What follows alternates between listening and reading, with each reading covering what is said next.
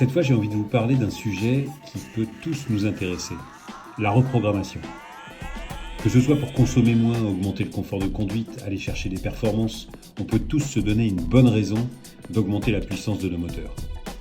Pour illustrer mon propos, je vais prendre la Carrera 4S, modèle que je possède depuis plusieurs années et qui est dans le milieu de gamme 911, et c'est pour moi un très bon exemple de ce que l'on peut faire pour aller chercher des performances sérieuses qui me permettent d'aller me confronter avec beaucoup de modèles bien plus performants sur le papier. D'origine, cette version de la 911 dispose d'un flat 6 biturbo qui développe 420 chevaux.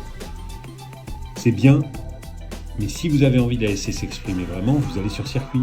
Et là, vous vous rendez compte très rapidement que l'architecture, le châssis, le freinage, la conception globale de la voiture permettrait d'accueillir un moteur bien plus puissant. Pour faire simple, d'origine, la puissance de la Carrera 4S est clairement bridée. C'est là où la conception des moteurs turbo actuels est excellente. Elle permet facilement, avec un budget très maîtrisé, d'upgrader les capacités moteurs.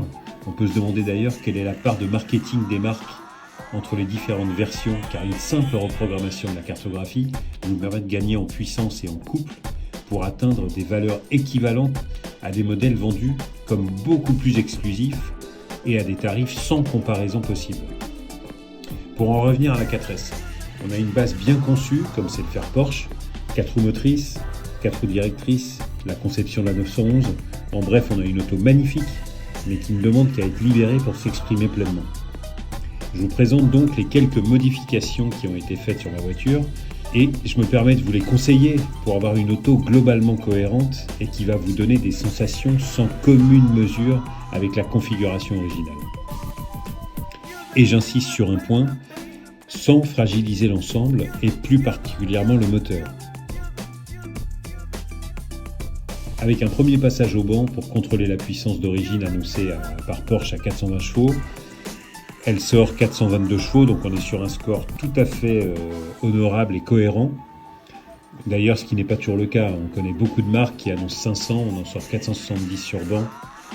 Après reprogrammation, score 510 chevaux et 696 newtons contre 533 newtons annoncés originaux, soit un gain de 90 chevaux et 163 newtons.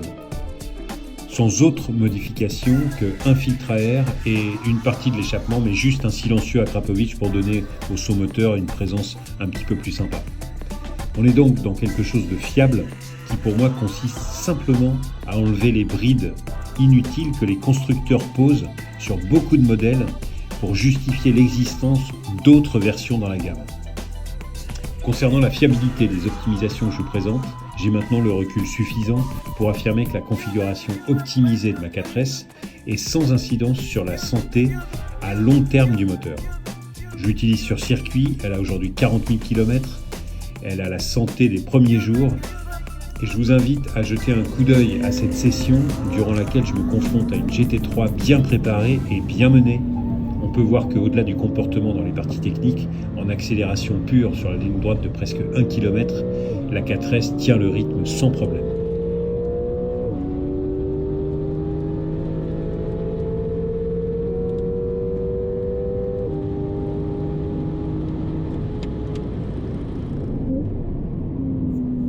Au-delà de la reprogrammation moteur, il faut aussi intervenir sur quelques éléments autres pour exploiter la puissance au mieux.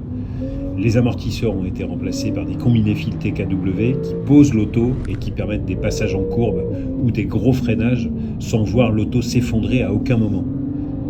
Bref, pour conclure, je dirais qu'une cartographie modifiée, des amortisseurs, des bons pneus, des plaquettes de piste permettent d'apporter à toute voiture sportive les petits plus qui feront que chaque track day sera un moment inoubliable.